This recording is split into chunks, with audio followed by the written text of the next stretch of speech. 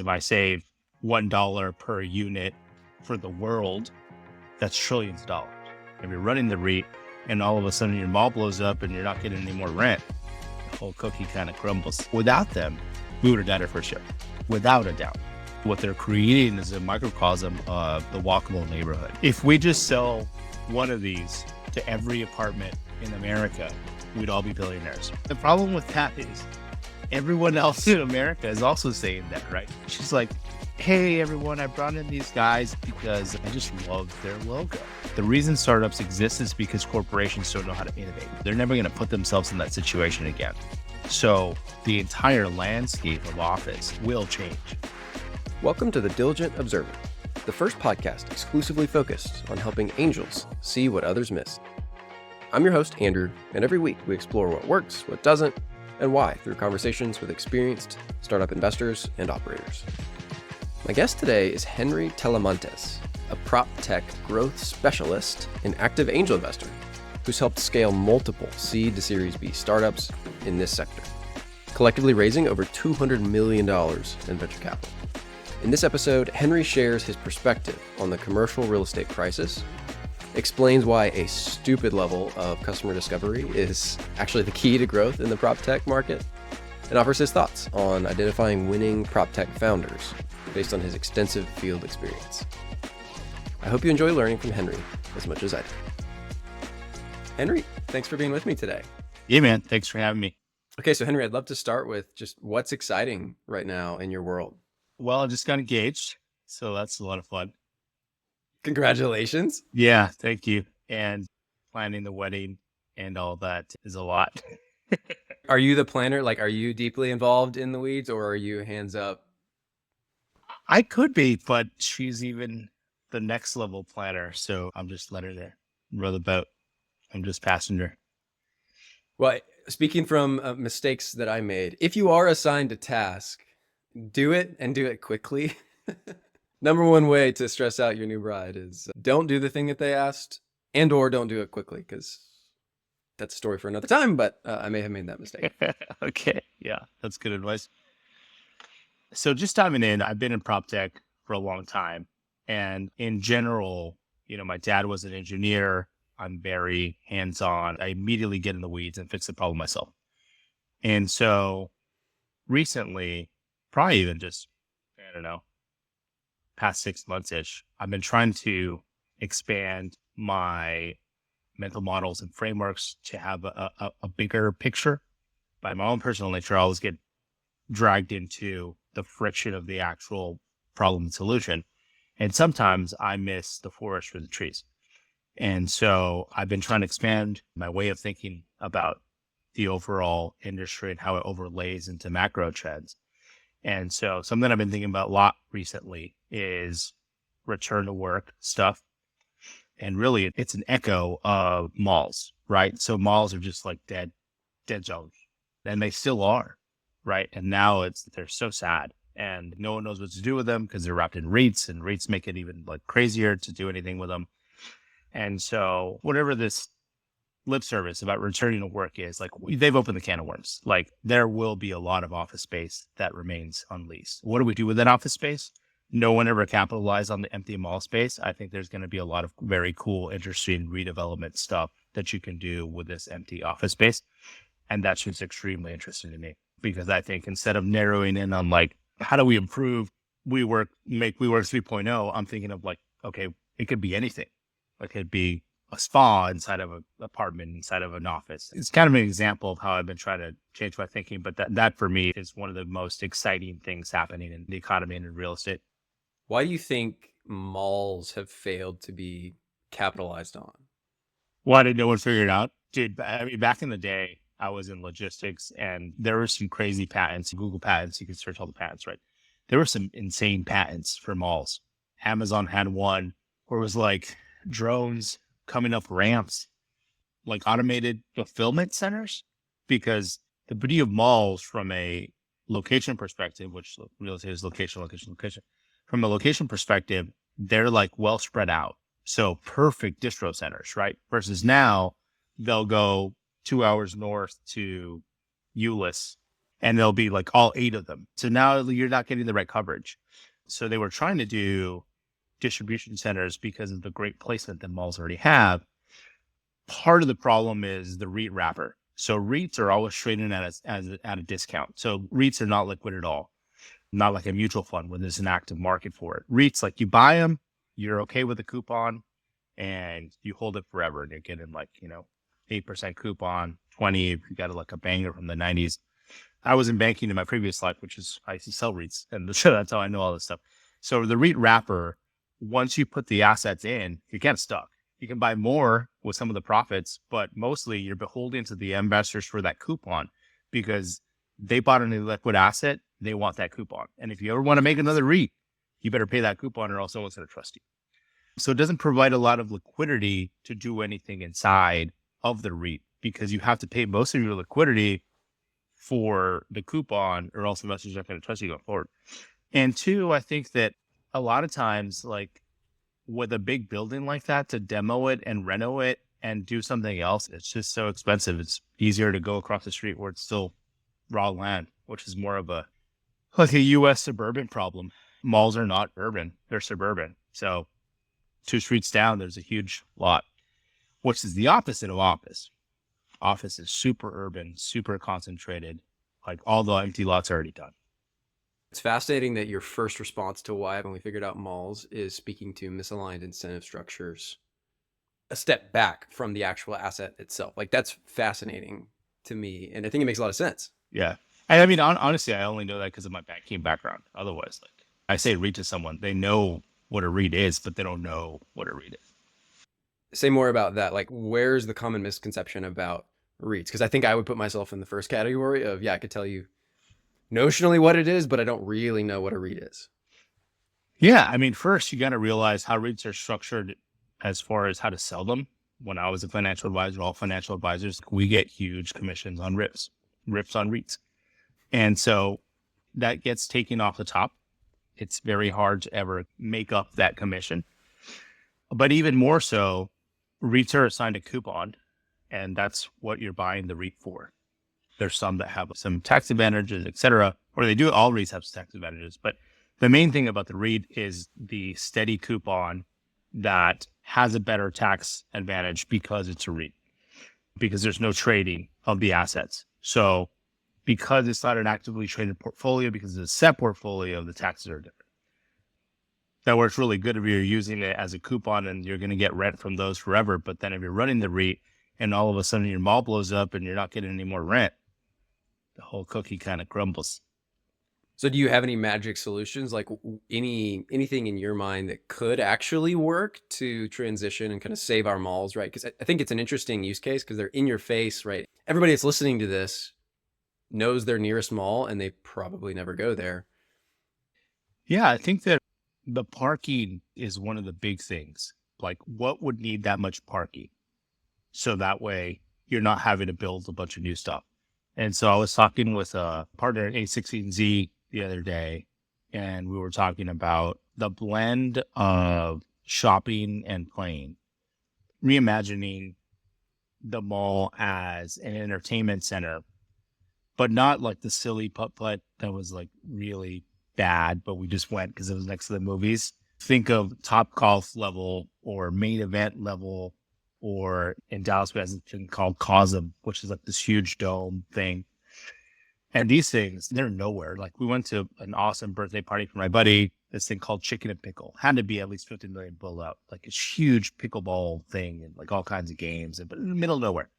So that, if they put that in the mall, then other retailers are going to want to be around those people because they're bringing the traffic in. So more of a symbiotic versus, hey, we're going to go to the movies at the mall, or hey, I'm going to go shopping in the mall.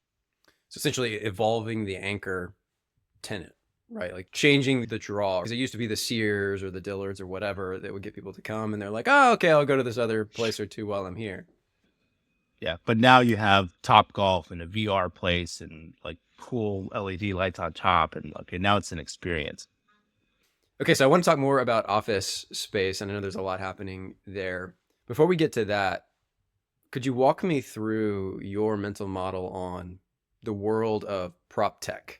I don't think all of our listeners will be familiar with what that means. So I'd love just in a few words, what is PropTech and how would you break down the world within the PropTech market? PropTech is tiny and then it's huge at the same time. So the number of funds and investors that pay attention to PropTech is pretty small, like extremely small, and kind of live and die by the whims of rent markets. But real estate is far and away the largest asset class in the world, like by a multiple. So there's not many people paying attention to it, but the reason I love it is one, the complexity of it, like the layers, the capital structures and the operating partners and the way the properties flip every few years. And you got the brokers and like it's so interesting to me how complex it is. But also we make a slight change and the portfolio is worth billions, if not trillions. One thing people forget to understand about PropTech is like, yes, maybe there's not that much venture fund money slushing around compared to another asset class, like even consumer, call it. But the stuff that we impact, there's much more opportunities for savings and whatever savings or value add, whichever way you're going with it. Because if I save $1 per unit for the world, that's trillions of dollars.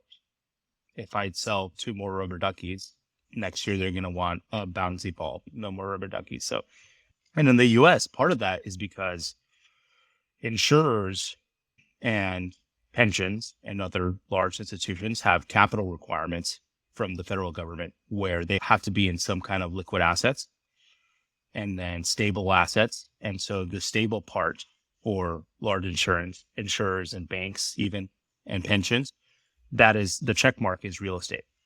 So because of banking guidelines and regulations, by nature, feeds real estate. So let's say you were explaining to somebody that had never even heard the word PropTech. They know real estate, but what does property technology mean? What does that look like? So the way I explain it is any kind of operational software that helps real estate. So that could be very straightforward to someone's been in an elevator with cool new touchscreens now, where you touch the floor instead of the button, something like that. But it also can be as dynamic as IoT sensors that are embedded throughout the HVAC system in a commercial building to where it's telling you there's no one on this floor. They all went home, turn off all HVAC. And then at the end of the month, it tells you how much you saved by doing that. So can take a lot of forms, but it's some kind of software that's helping any kind of real estate run. So whether that be a family home, a tract home, a tower of condos, a multifamily building, a warehouse, any type of real estate. Can you give me an example or two of recent startups or recent companies that you've seen getting a lot of attention in this space that you would characterize as PropTech? The big ones are obvious. Airbnb, PropTech, VRBO. WeWork raised money as PropTech, as probably more of a blended experience layer on top of the real estate assets, but that's just because of the way they built the company. Like the actual thought process of adding software and little gizmos to make it more enjoyable to go to the office, that's PropTech. Icon is a big one, which is modular construction of homes. So when you hear about, there's a huge startup by some Aggies, they were doing just offsite construction and trying to like consolidate the manufacturing process and then ship them after they were done. That's PropTech. So anything that has to do with improving a process or operations or real estate. It's a really interesting space because of your previous point about how it's this layer on top of the biggest asset class in the world. And so micro changes, micro evolutions to either add value or reduce cost have massive implications. I think the opposite is also true. Any screw ups or failures to roll out effectively can cost an investor or a company a massive amount of dollars as well. I could have get sorry to interrupt, but I have a great example of that. So again, coming from banking, crash course in real estate, right?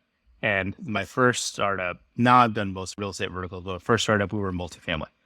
So I would go to beyond selling, like I would go to these developer conferences, banker conferences, just to learn the industry really. So I got to know some of the like the big developers and stuff. And one time we're talking about, I don't know, I was big into Google Home things at the time. I still am, but I was like, oh, have you guys heard about these things? They all roll their eyes. They're like, Henry, let me tell you about those things.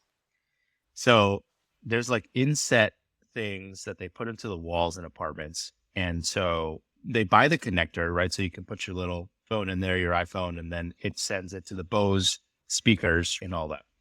By the time they build that, because it takes about 2 years to build a large multifamily complex, by the time they build it, there's a new phone and it doesn't fit anymore. Or the power isn't sufficient, so it's not fast charging. So they're using the $30 speaker instead of the Bose, $500 speaker. That was hilarious to me. I was like, wow, I never thought about that. Like by the time you build it, technology's already changed, and so they hate them because it's so much money they're wasting. It's brutal. It's a scale that I think the average investor doesn't think about. Can you give like 1 to 3 questions or 1 to 3 focus areas that you feel are important for an investor to focus on when evaluating opportunities in this space that would be distinct from just your traditional business diligence? Like you're sitting down with somebody over coffee and they're like, hey, I want to get into this space. I want to get smarter about investing in PropTech. What are the 1 to 3 areas that I need to really get smart on and think about when somebody comes up to me with the next innovation in multifamily, for example?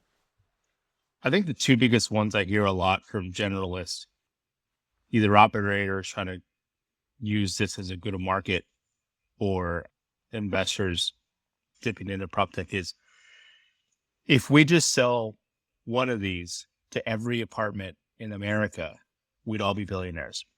And then the flip side to that is if we just get into Coldwell Bankers, then we'll all be billionaires. I've heard that pitch a few times. And the problem with that is everyone else in America is also saying that, right? And so being in startups, we're all like, oh, we're on the cutting edge. We have the most interesting things. But at the end of the day, we're a distraction. Like what they really need to do is figure out the roofing and cut the landscaping and other things that they actually have to do, right? So one, we're a distraction. So it's added work. And two, if you add up all the roofers and all the smart lock people and all the landscaping people and all the software people that are all having this idea, you can just imagine how many emails multifamily operators and brokers are getting. It's in the thousands. It's really cool if you can do it, but you better know the industry down cold. Well, it's interesting you say that because your story is one of, I mean, I look at your background and you've taken multiple businesses from not a whole lot to a lot more, and you've really doubled down into this growth stage. Talk me through like what are some of the key lessons or key strategies that you used to grow like multiple businesses in this space during your career? When I first started my first business, my first startup, actually, not my first business, my first startup was what got me into PropTech. Me and my co-founder were losing a lot of packages and we're paying crazy rents in uptown Dallas. And we're like, why are we paying so much money to get our packages stolen? Went to the staff, no one wanted to help us. So we're like, okay, let's figure this out ourselves. Applied to an incubator. I was a go-to-market guy, right? And so we had, I don't know, $25,000, $50,000 from a few angels and the incubator. At this dirty warehouse, old used desk, 2 chairs. And we're like, okay, we got about 6 months to figure this out. The start of a dynasty, man. That's the way every good story starts. Yeah. Nasty desk in a gross warehouse somewhere. Yeah.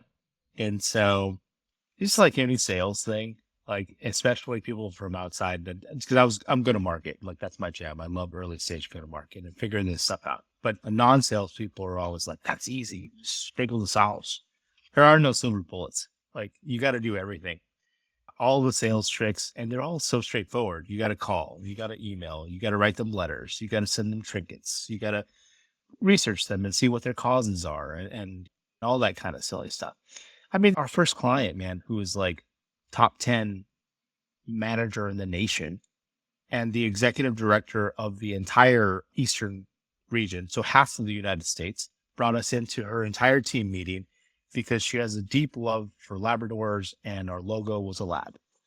And so we go into this meeting. We don't even have a client yet. She's like, hey, everyone, I brought in these guys because I just love their logo. You guys know how much I love labs. And I don't know, they do something with packages. Take it away, guys. And that was our first client. You never know how you're going to get the first client or what's going to work. What you need to do beforehand, before you try any of those tricks, is make sure that you understand the industry and the problem. We must have done at least 500 cold walks to distinct buildings. So not more than 500 visits, but 500 different buildings where we just walked in the door, said, we're working on this package thing. Tell us about the problem. Not selling you anything. We don't have a product yet. And that was pre-work before we even started selling. By the time I went into that meeting, this dog meeting, I knew more about their portfolio than they did. I know who had the biggest package problem. I had quotes. I had the manager's name. Some of them had my cell phone. Like, I want to be first. And so that's the difference between building this shiny product and then mashing it into the industry. Like, I'm smarter than you. I built the best software. You need to try it and then you'll fall in love with it. No, that's so backwards. And that's how most guys do it. You have to figure out the problem first, solve their problem, and then everyone's going to buy it. I think that is such a powerful point. I mean, I'm over here laughing about this story, but I appreciate that you have the good, funny story that's like, yeah, it's because of a lab. It doesn't matter what the in is, right? You got in, but at that point, you then had to pitch and present a good business case, which was only doable because you had the 500 site walks, which is, I think, where a lot of founders, in my experience, skip it, right? You can tell when they don't really get it. They haven't done the work. They haven't done the discovery calls themselves. And they're pushing some patent they developed in a closet somewhere. And especially, I'm mostly a B2B guy, if not B2C. And a lot of times, the decision maker is so far removed from the end user. In this case, in this business, like probably 5 levels, if not more. So you also have to encapsulate the problem for the executive, because at the beginning, there's some kind of pilot, right? And some kind of executive has to sign off on the pilot. The executive doesn't even know, they didn't even know there's a package problem, really. They're like, well, I've kind of heard of it. But coming in with pictures and stories and names, I'll give you another one. Like, we're working on this project in HOAs, where the regional managers for HOAs, for whatever reason, they give them 10 neighborhoods, but it's spread out throughout a metro, super far. So they always have to be driving. The problem is, like, residents will call them while they're traveling and they can't take notes, et cetera.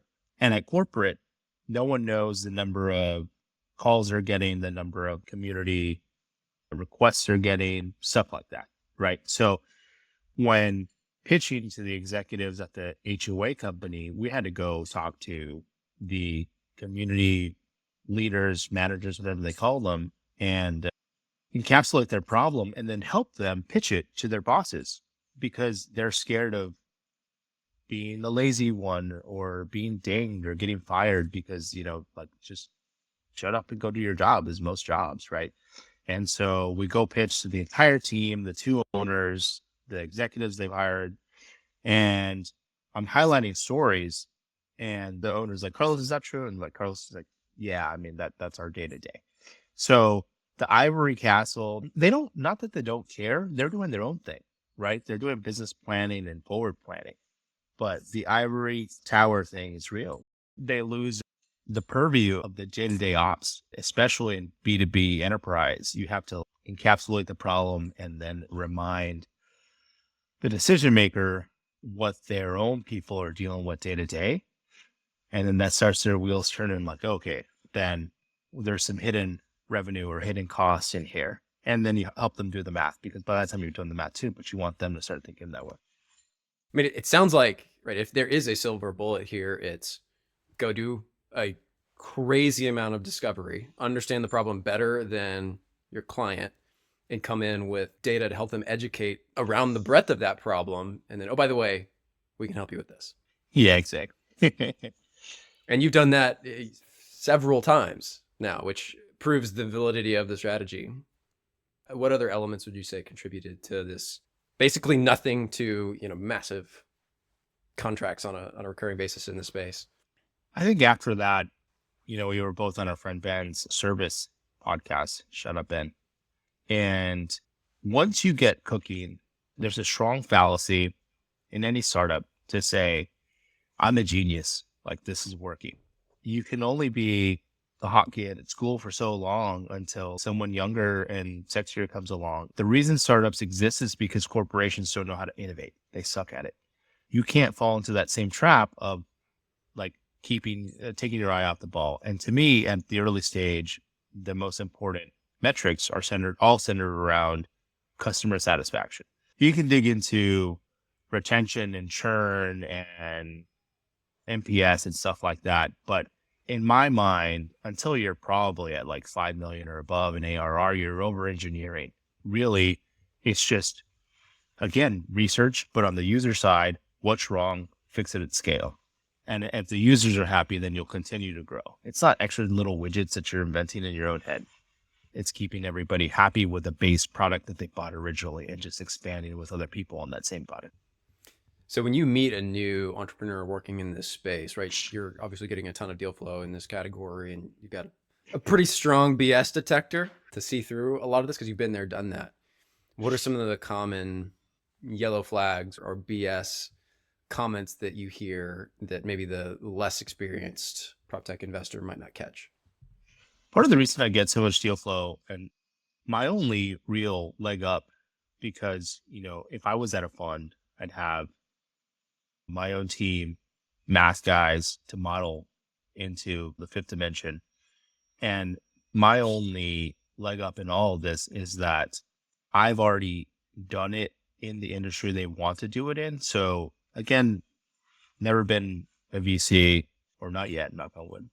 Want to get there someday. But, I've never had a team. I'm kind of like fell into angel investing after I sold my first company. Like, just was bored and was getting a ton of deal flow, and kids were just finding me on Crunchbase and saw how much we raised and were reaching out. And so the first thing I look at is, do they really understand the industry? Because what I was going with is, if you're an angel, you have to know the space you're investing in. I will die on that hill all day, because when we were starting our first company, there are some angels and even mentors that put in, I don't even know how much, I forget, 5 grand, 10 grand, 50 grand, not that much money. But without them, we would have died our first year, without a doubt. Either them holding us up so we don't like give up, or the key intros to like the decision makers in the city, et cetera, they really, really made us. And so was it the 10 grand they gave us? No, look, that barely kept the lights on. But was it the intros and the support and the validity of having them on the team? Yeah. And that's twofold. One, if you invest in them and get involved, then you can actually help, whether that's from a strategy perspective or customer intros. And two, then your BS detector is perfect, because if they're coming from a different industry, they haven't done their research, then I can tell right away. I am like, dude, that's not how that works. Or they'll try to give me statements of facts that they pulled from some journal article. Real estate agent commissions are 6%. We're going to cut it in half, and no one else does that. I was like, dude, 10 other people do that already. Actually, there was one in Dallas that raised 20 million, and they're not here anymore. You can't come to me with this silly stuff. So the only way you can do that is if you live and breathe that industry.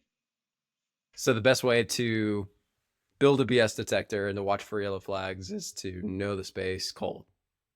Yeah. And again, that's our only advantage as angel investors, because we don't have the team. But at the flip side, VCs have already made it in a sense. Like, they're not out there in the weeds talking to operators as much. And especially they're not talking to like super early stage founders. They're like, cool, nice to meet you. Give me a call when you hit 100K in MRR or whatever. It's fine. We all have our place in the ecosystem, but you got to out hustle those guys and more super angels. And the way you will hustle them is by staying way more connected to the industry that you love and the industry that you're involved in than everybody else. It's not hard. Like, you just got to read the blogs and stuff. But as an angel, you probably have more freedom, more disposable income. You don't want to be reading that stuff, but it keeps the tool sharp. So let's come back to what we started at the beginning, talking about a lot's happening right now in the office space world, right? It's been a crazy, 5-6 years since COVID. killed the space, and now people are like, okay, we could do something different with this, return to work. Talk me through what's happening right now and maybe double click into some of the things as specific as you can be that are interesting or exciting within the return to work and within the office market.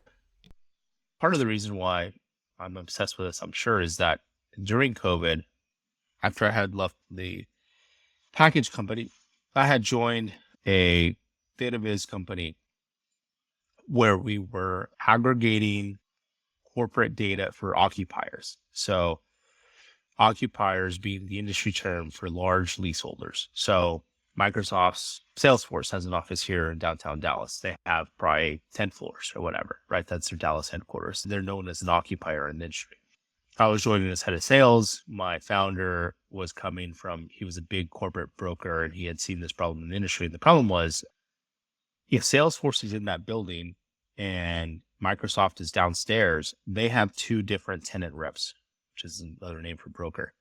Those tenant reps have their own internal data. So that tenant rep knows, okay, well, at least another guy who's kind of in tech across the highway, similar square foot. So we're kind of in the range. But that tenant rep doesn't talk to the Microsoft tenant rep. So they don't really have like true Zillow style openness of data. There's huge discrepancies on whether you're getting a good deal because none of the brokers want to share data, obviously, because it's kind of proprietary. But it's hard for people to understand because it's completely different from the single home market. So we found all these anonymized data sources. We slurped them up and we mashed them together, made a report and scoring, blah, blah, blah. It was awesome. I got to interrupt you. That description of slurping up data just stresses me out so much. Yeah, I told you I'm the go-to-market guy, dude.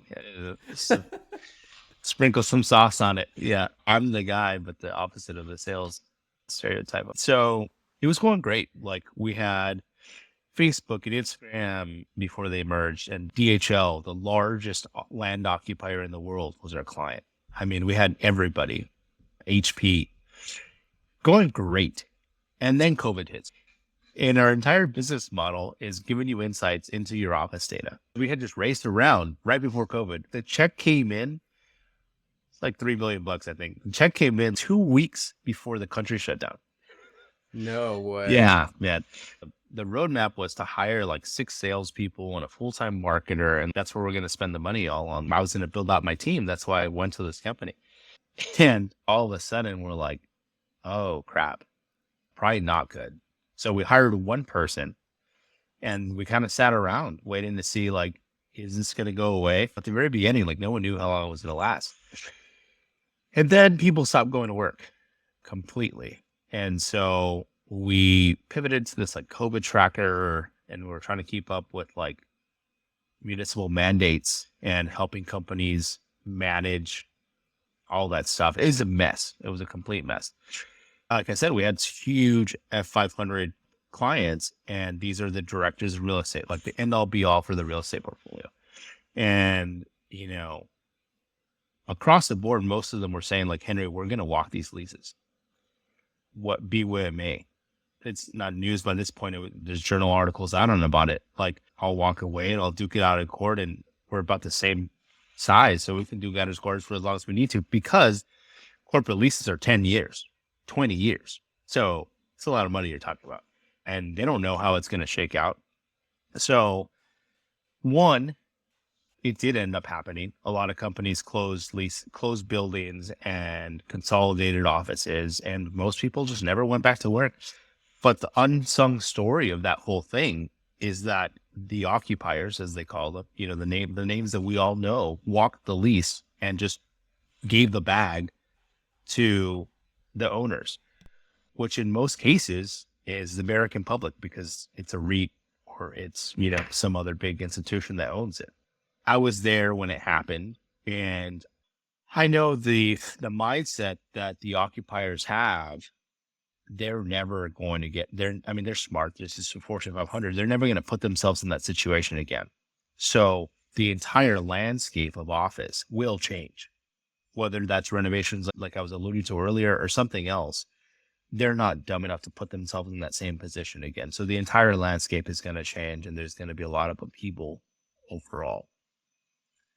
Well, it's an interesting moment because if COVID would have happened 50 years ago, this wouldn't be a conversation because technology was nowhere near where it is now, right? There was no video conferencing, there was no email, there was no possibility of virtual work for most white collar tasks. But because of the timing, I think it's just really interesting that remote is even an option. That this, non-return to office and never coming back concept could even be a thing. I'm curious, like, help me understand more about the directions you think this could go in terms of next steps. What changes? You talked about some renovations potentially. What are the after effects in this current moment as we're pushing through this return to work season, whether it's a forever kind of a season or it's a short season? Oh, it's forever. It's not going back in the bag. Cat's out of the bag. The first hack, which you'll see if you look at like real estate blogs, or I don't know who's reading them besides me, but other real estate guys. The first hack at this is very, very selective deals where it's like, this is prime corner. The building's already really nice. We just built it 4 years ago. So we just got to move the walls, right?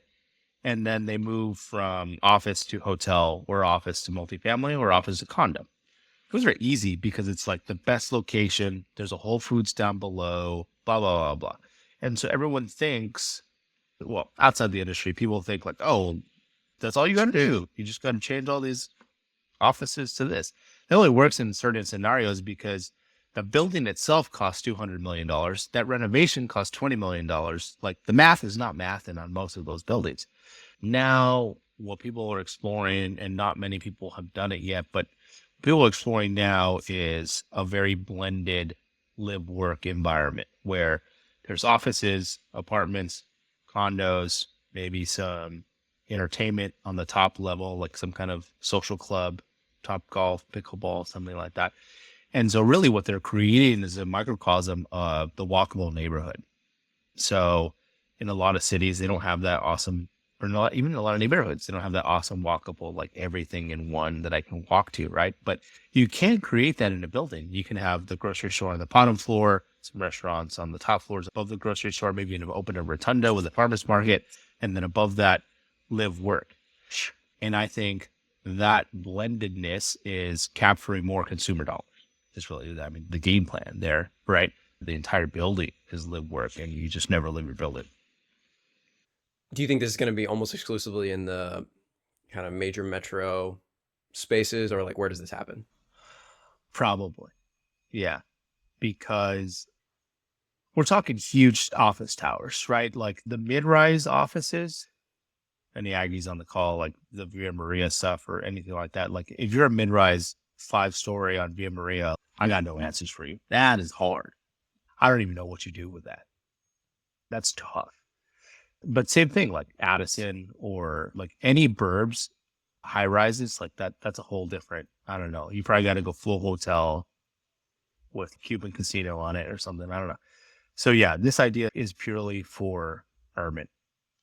Henry, final thoughts for our listeners? Anything we didn't get to or that you're thinking about? I think as an angel, being an operator, multi-time operator, as an angel, we can be a little kinder to the people pitching, and whether that be an angel group or whatever. A lot of times, I still run in operator circles a lot, and a lot of times they're like, man, they just beat me down. And that's not fair because, like I said, it was going back to like our expertise. If there's some CPG brand talking about some fizzy soda, I'm not going to say like, I bet that tastes like crap. I don't know anything about CPG. If you're not going to be helpful, then don't crap on the guy, putting his heart and soul on his sleeve. If you're going to be helpful and you can be helpful, be helpful. But if not, just say like, this is not my wheelhouse.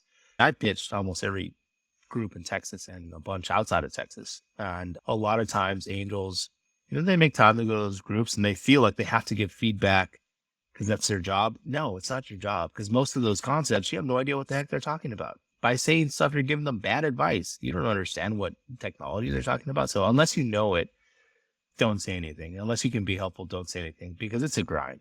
I mean, being there and pitching week after week and just getting crapped on so many times. It's the hardest thing I've ever done as an entrepreneur. It's probably the hardest thing I've ever done in life. Pitching sucks. Be kind, be helpful, and not just say, I don't have anything constructive to say. Well, Henry, with that, we will wrap. Thanks so much for joining me today and sharing your experience and wisdom with our community. I look forward very much to our next conversation. Thanks for listening to this episode of The Diligent Observer. I'm your host, Andrew, and if you're an angel investor looking for essential angel intel in 5 minutes every week, I think you'd enjoy my newsletter. I send my best stuff, interesting deals, and more straight to your inbox so you never miss a thing. Subscribe today at thediligentobserver.com.